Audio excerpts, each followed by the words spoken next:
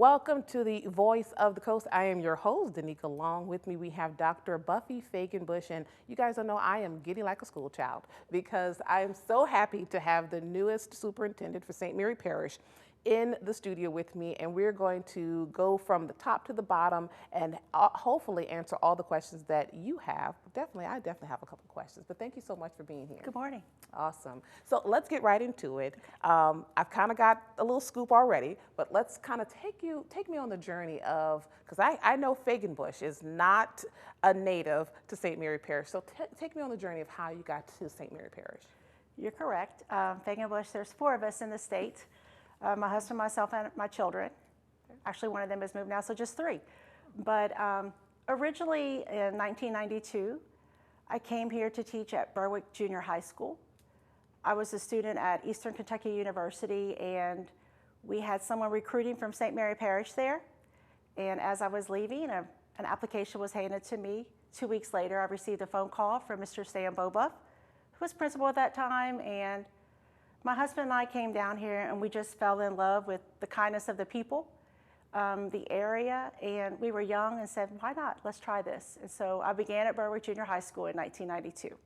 Were there any babies at the time? Oh, no. Okay, Oh, okay. no. You were fresh out of just college. 2 weeks Okay. married. Okay. So when we came down here 2 weeks after that, that's when Hurricane Andrew unfortunately came in and struck Louisiana. But I will say that that was an opportunity for us to create family. That's not necessarily your biological family, but you're blessed with given family. And so from there, I mean, we just never left. It was hard to leave after that. And that would have run some people, you know, the natural disasters. I can't deal with this. And then when you mentioned Andrew and just how catastrophic that was, but you decided to stay and make this your home. Like I said, we met some amazing people who took us in and took care of us, and sometimes that's all you need to realize that in the community that you're in, that's where you're supposed to stay. That's right. So this is your second time applying for the superintendent position, and now it is yours. It's in your reach, in your grasp. How does it feel? It feels amazing. It really does. And I think that this is probably the time that my opportunity was supposed to happen. Since then, since the last process, I had gone for 2 years to Lafayette Parish School System to work as the Transformation Zone Director, which they reorganized into the District Academic Improvement Director. That position actually was to work with the highest needs, at-risk schools, and lowest performing schools in Lafayette Parish. I was daily boots on the ground in our schools and working with administrators, getting to know our students, helping them to overcome, some of the concerns that were there so that we can improve student achievement and student success. So it was rewarding. And I know I believe, maybe most notably known as the principal of Berwick High School. Correct. You've been the principal for a number of years, and Berwick is well known as kind of a blue ribbon school. It was one of the highest performing schools in the state. How do you go from that to now working with the highest risk needs schools in the state? Well, there are perceptions. When I first, Berwick High School's always been a good school, part of a community, that's very supportive. When I first went in at Berwick High School, the graduation rate was 69%. And so, as what you have to do at that time is say, so what's not working right now? Because we are losing, a majority of our students. And where are they going? Where have we failed them? So that was really one of our guiding lights, so to speak, as a faculty, to make sure that we are not losing our children. And we ended up getting to about 92% when I left my last year. We were very successful as far as building capacity for our students as far as dual enrollment. And now hindsight, of course, is 2020. At that time, vocational was not exactly a focus of the State Department, which guides you.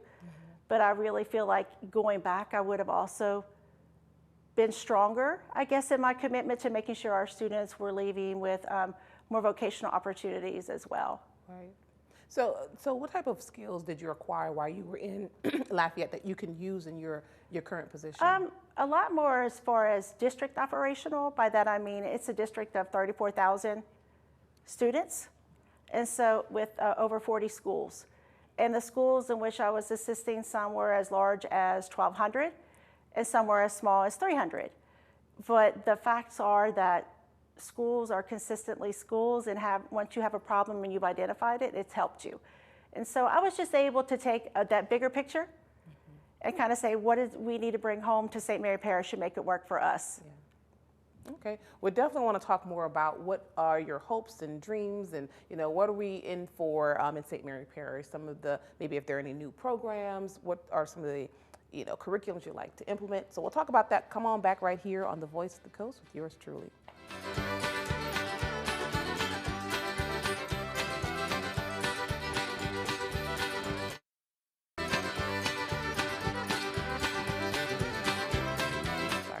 No, I get it. Welcome back to the Voice of the Coast. You saw me running my mouth. I'm going to run my mouth a little bit more. We're going to get right back into it. We have Dr. Fegenbush, the newest superintendent of schools in St. Mary Parish. And I want to focus on what was your first order of business going into this new position?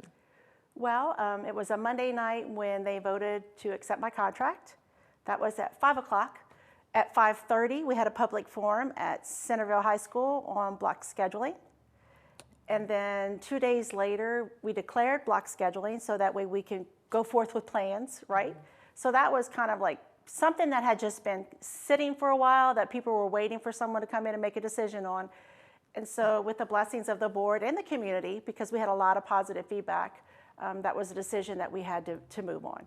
So they just pretty much said, hit the ground running. We sure did. Yes. We now, sure did. And how is it more advantageous for teachers? Of course, I talked to one or two teachers who kind of gave me their take on it, but what's so advantageous about block scheduling, and how will it benefit the student body?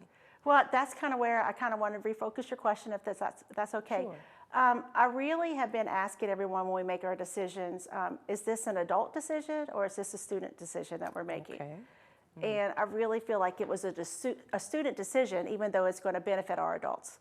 Gotcha. So our students now are going to have opportunities that align with our post-secondary providers, SLCC, which is right here in our home, right? And so some things that we can do where they can either go more vocationally oriented or Core 4 and Topps University. But if we align that scheduling for them, we're giving them 4 opportunities a semester, 4 different opportunities. So more interest and opportunities experience, but also too, we're allowing them to have less time, less content, so they can focus on that content. It's shown to be beneficial for them in the long run. And while I guess I do agree with that, because I mean the students are most important, right? And then of course we can talk about our teachers, but does it allow the teachers a little more time to plan? Absolutely. Okay. And don't get me wrong, that was a big part of the decision as well. If it had been negative for student achievement, we wouldn't have done it. But for recruitment and retention, it's pretty critical. Right now, as far as graduating populations in our universities, most of those who do graduate, and it's a small number, right, are early education, mm-hmm. Or up to 5th grade. And so we have already a gap mm-hmm. in what we need for middle and high school. And so allowing them to have job-embedded professional development and planning, where they don't have to take as much work home, which we know that teachers do, yes. because they're amazing individuals and that's just who they are and that's why they do the job. But as much as we can to support their growth, particularly those who are coming to us from alternative certification programs, they may not know how to plan. They may not know the best classroom management processes and procedures. But if we can support them in that, then that's what we're going to do our best to do. I definitely want to talk a little bit more about that, but let's talk about early education, graduates. Why is it more attractive for the little babies? No one wants to handle or tackle the I don't know. Honestly, kids. That's a great research question. Yeah. But we have more females, of course, who graduate. And I myself graduated in pre-K 4. Mm-hmm. Okay. And then once I student taught, I realized that was probably not the best placement for me. So that's why I became a middle school teacher. Okay. And then I ended up being a principal of a high school, so who knows? Yeah. But I can tell you it's not for the weak, right? I mean, let's just be honest, right? Because I mean, once they get to middle school and high school, my mom was a high school teacher. Okay. And I'll just tell you that she taught ninth actually through 12th, but mostly 9th and 10th. She said really the 9th graders and the 10th graders, they still were almost like babies. My mom was like a mother to some of these kids. Each time that they roll into a different grade level, there's unique challenges. Yes. I feel our pre-K, our early education teachers, they are amazing. Of course, we also have, unfortunately, shortages in SPED certifications. So maybe recruiting specifically for them is something that we need to do as well. But honestly, all of our teachers are amazing on any level, and we're blessed just to have them working with us in St. Mary Parish. Awesome. Well, we'll talk a little bit when we come back from break. I want to talk about those alternative certifications, right? And talk about how we are, the lack of teachers in education, or education degrees. But we'll talk a little bit more about that. Come on back right here on The Voice of the Coast. The time is going by so quickly.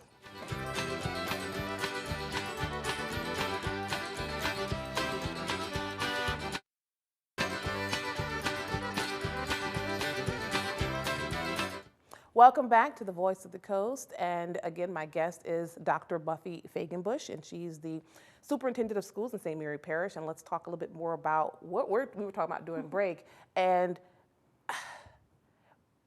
I'm going to preface my husband. He says, if I can see it, I can be it. Meaning, if I know that I want to be a business owner, I want to be able to see someone who looks like me and say, oh, they did it, I can do it too. And I feel for our boys, there are very little male influence, male teachers in our school system. How can we recruit more males, more men? Because, and I'm gonna tell you, I think it could be money, because typically men are the breadwinners, and teachers are not exactly considered breadwinning professions. Well, I think there are so many pieces to that question, and there are certain stereotypes as to what male teachers do. They're coaches, or they have to, there are certain positions that they hold, PE, physical education. And some of the best teachers that I've seen have been coaches in core subject areas. And when I've spoken that out loud to different people, they're like, come on. And I'm serious. Like, I think breaking the stereotype itself is really important. And then we also need to recognize that we need to make sure we have diversity, and not just in males, in so many different ways, in so many different demographics that we sometimes don't want to talk about out loud because it might be uncomfortable. I can. But the truth is, amen. But the truth is that we just need to make sure, like you said, people need to see it to be it. Yes. And so it's pulling to the men, I think, is part of the problem. It could be financial. Again, the stereotype is the male as the breadwinner of the family. Not necessarily so, but it could be that. Yeah. And so, but also too, we need to grow our own within our own student population. Gotcha. There is a pathway now called pre-educator pathway. And so we are setting in some middle school clubs this year for pre-educator pathway, and making sure that we are developing demographics that are representative of all of our students in the clubs. And then from there, we're going to allow them to go to competitions and some visitations. And then that's going to expand into our high school to where we're the pre-educator pathway, we're actually giving credit for those who are interested in becoming teachers and celebrating them in their pathway choices. But starting students young in middle school and letting them see that, and letting them experience what that means, the true beauty of being a teacher. Yes. And not necessarily sometimes some of the things that they may hear public opinion, right? But it is such a rewarding and amazing experience for those people who dedicate their lives to it, that we need more people to understand what it means. I love that, because I think there's a special place in my heart for teachers, because my mom was a teacher. But and I'm not bragging on I am bragging on my mom. She was a darn good teacher. Yeah. She was kind of, I call it like a surrogate mother to a lot of these teachers. And education was she got her degree in education, but we're seeing more teachers, that's not their first love. For instance, an example, you may have gone to school for nursing, but now you're a teacher. Correct. How is that impacting the students? Well, anytime you have someone who is growing in their skill, it's the same as a first-year teacher or someone who's changing to a different content, right? You have to make sure that you're supporting them in their growth, so that way the students are receiving the best instruction possible. And as far as how it's impacting student achievement, that's difficult to say, because we've always had alt certification in our schools and in our system. It's just more pronounced now than it used to be. but it's almost becoming, unfortunately, part of the norm in the way that they're coming into us. And so we need to make sure that we're supporting people in their growth as they're there. Yeah. I mean, and they're there. So there's no, I'm not Correct. complaining. So they're there, Correct. they're showing up. But what about retention? So retention in general is a problem across the country. Teachers are staying some 3 to 5 years, right? And so that's why we're doing some of the things like block scheduling, middle school planning, and supporting more administratively in our elementaries, as we'll see at the next board meeting. Okay. So, making sure that we're supporting them in the best ways that we can is what we have to do. Awesome. Okay, come on back. We've got one more segment to go right here on the Voice of the Coast.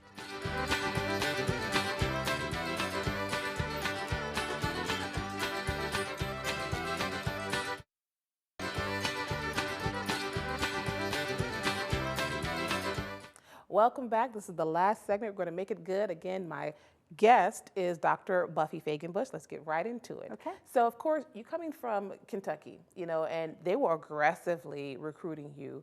Do you think we'll get back to that again, maybe moving out of state to probably be able to bring in more teachers? I don't think we actually will have an option in the future.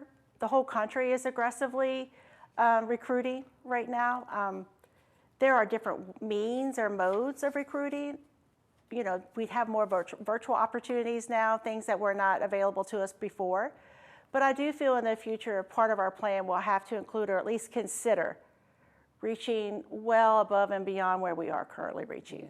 Yeah. I mean, I think we have something that will be able to draw people in. But I think, and I don't know if this is your scope, but we need a little more economic development, I think, in order to draw people in. Like, someone asks, well, what y'all got to do down there? What's going on? Do you have those conversations? Do you talk to those individuals in those positions, like our council, our economic development director, CEOs, CAOs? It's been 4 weeks, so we haven't had such extreme conversations, right?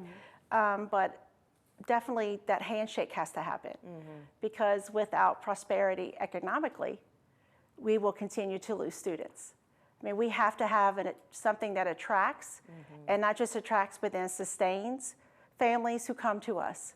And so it's really important that we are speaking together and making sure that we are aligning our goals, because we are St. Mary Parish School Board, the school system, but we are St. Mary Parish. One of the things that I've said over and over again is every student, every day, together, St. Mary Parish strong. And I intentionally did not say St. Mary Parish School strong, but together, St. Mary Parish strong. That's right, yes. Because we are really one family. That's right, exactly. We are. Well, I'm glad that you're willing to have that conversation. And Absolutely. I imagine eventually that will happen. Absolutely. And some things have started, but. Okay, gotcha. I know it's only 4 weeks. Yes. But I'm happy to have you now. So I'm glad we're having this conversation. You talked about pre-educator, which I think it's great. Getting them started in middle school, because I remember as a kid, my sister and I, we would pretend to be teacher and student. We'd play back and forth. So I think that's definitely a great way to introduce students to maybe the profession. But what are some other new programs that have been introduced or you want to introduce?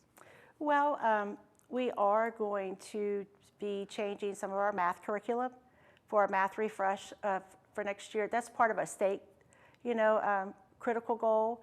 And it's something that we're also looking at because of the decline in our math scores. There have been so many reasons with COVID and everything that's happened, but we need to do everything we can to get there and make sure that we are supporting their growth. Our program will be a little more traditional than we have had, the last few years. Like carry the one, that kind of thing. More traditional, yes, aligned with ACT outcomes and other things. Okay. Also, again, literacy is a huge push. And so we are making sure that our teachers are trained to do the science of reading. And we are getting there and supporting them and making sure our staff are available to them, boots on the ground in the buildings.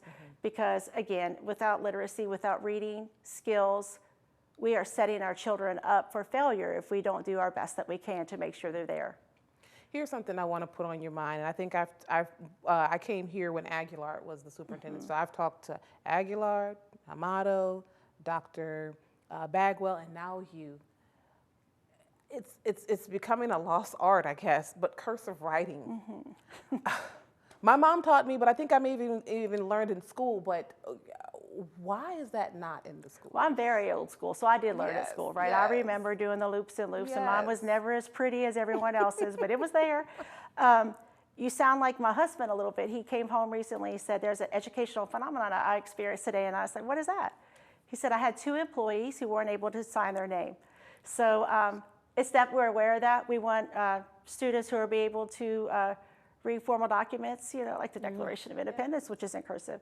So there are some lessons and things that will be incorporated for us to kind of get back to some basics. Okay. I have just a yes or no question. Okay. Will we see a new superintendent, or I won't say that. Are you doing any type of push for superintendents, new, assistant superintendents? Assistant superintendent? Yes. Well, right now, Dr. Sanders is our assistant That's right. superintendent. Okay. And so there are no plans at this point other than to reassess. Gotcha. Thank you very much. We'll see you guys next time. Take care.